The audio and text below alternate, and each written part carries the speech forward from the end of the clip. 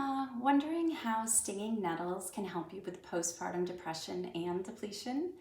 Today we're talking about stinging nettles, Urtica dioica, and how you can use it, 3 different ways how you can use it to help nourish your body after baby.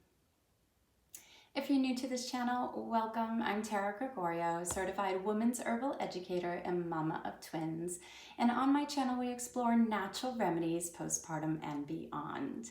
So if you haven't yet, hit the subscribe button and the bell to be notified of my new video each Tuesday. So let's get started. If you are struggling with postpartum depression, grab my free postpartum depression roadmap so you can know the exact steps to overcome postpartum depression and heal naturally. Let's get started. So if you're not familiar with stinging nettles, it's an herb outside that you'll find in the forest or maybe on the edges of your property. And when you touch it, it will give you a little sting. It will give you a little kiss. And you might get some red inflammation due to the hairs on the body of the herb. Now you may curse its name, but don't worry, there is a remedy for the sting within the area, something called plantago major, the plantain leaf. If you chew it up and place it on the sting as a poultice, it will take the sting away fast. When you cook stinging nettles though, or purchase it as a tea, you will not have that sting, so there's no worry about that. But that sting, we'll talk about it in a little bit, is what helps you reduce allergies if you struggle with allergies each season. So what are the other benefits of stinging nettles? It's filled with vitamins A, C, K, and B, minerals, calcium, iron, magnesium.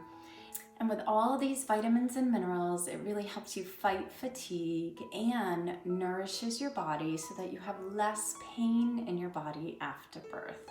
I don't know about you, but I had extreme body pain postpartum due to my depletion of magnesium. So some other benefits of using stinging nettles is it fights fatigue, it reduces anemia, iron deficiency anemia, pelvic congestion, milk production, allergies, inflammation, blood pressure, and even controls your blood sugar. So I'll often have a cup of stinging nettle tea with my chocolate cake to help balance the sugar. Now it also is considered a level 1 or safe herb to take while breastfeeding. And it's even likely safe to take when you're pregnant, during pregnancy as well. So it's a beautiful botanical to incorporate into your daily routine. So if it's safe while breastfeeding, it also may help boost milk supply. So my favorite herbal tea that my clients take, and I take daily, even I'm not breastfeeding, is stinging nettles and milky oat top tea. So you put a combination of stinging nettles, purchased mine from Mountain Rose Herbs. You put a half a tablespoon of stinging nettles, a half a tablespoon of milky oat tops, and pour hot boiling water over the tea. Cover and let it steep for about 10 minutes and really up to 8 hours. It's such a hearty herb that you can do that. Strain and drink and sip on all day. Now, if you let it steep for 8 hours, make sure you put it in the refrigerator and it will cool down. So then it would be a cool tea. Now, nettles is a diuretic, so you may notice that you're going to the bathroom more often after drinking the stinging nettles tea, which is okay. You just have to be prepared for it. It is sort of flushing out your body, which is a good thing postpartum. The 3 ways that you can use stinging nettles is number 1, as a tea, which we spoke about.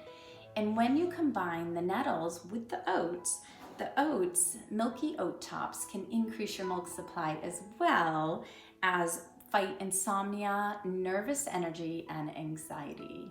So if you're like me, you may feel very anxious with every single movement your child makes, even while they're sleeping, or I should say especially while they're sleeping.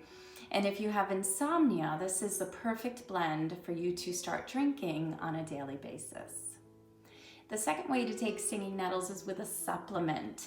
But the trick is you want to purchase freeze-dried stinging nettles.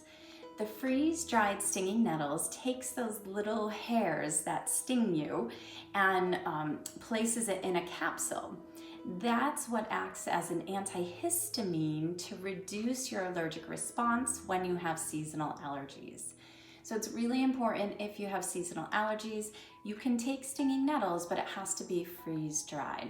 If you have questions, let me know in the comment area, or if you've tried freeze-dried stinging nettles for allergies, let me know.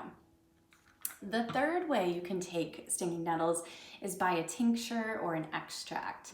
Now, this isn't my preferred way when you're looking to fill your body with vitamins and minerals. It's not as nourishing, but it certainly could work if you are using it to increase milk production, reduce stress and anxiety, or pelvic congestion. So if you didn't want to drink the herbal tea, then you may want to take a tincture.